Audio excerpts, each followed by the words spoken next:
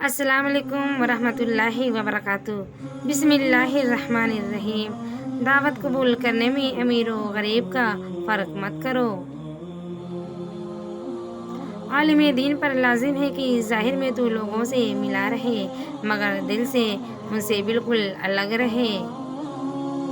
راہ دور ہونے کی وجہ سے دعوت رد نہ کرو۔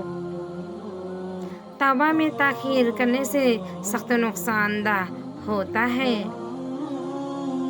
محتاجوں سے مہنگا خریدنا احسان میں ہے اور صدقہ سے بہتر ہے۔ اللہ تعالیٰ کا ہر فیصلہ عقل و عدل پر مبنی ہوتا ہے، اس لیے کبھی بھی حرف شکایت ہونٹوں پر نہ لاؤ۔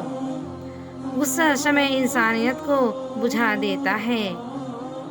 عورت کی بدخلقی پر صبر کرنے والا حضرت ایوب علیہ السلام کے صبر کے برابر ثواب پائے گا۔ فقیر کو صدقہ دے کر احسان نہ جتلا بلکہ اس کے قبول کرنے کا خود احسان مند ہو۔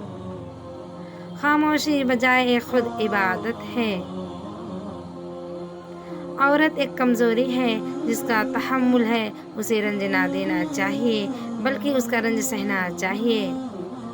بدخلقی سے دشمنی پیدا ہوتی ہے اور دشمنی سے جفا کاری۔ اپنے آپ کو سب سے بہتر سمجھ لینا حماقت ہے۔ تکلف کی زیادتی محبت کی کمی کا باعث بن جاتی ہے۔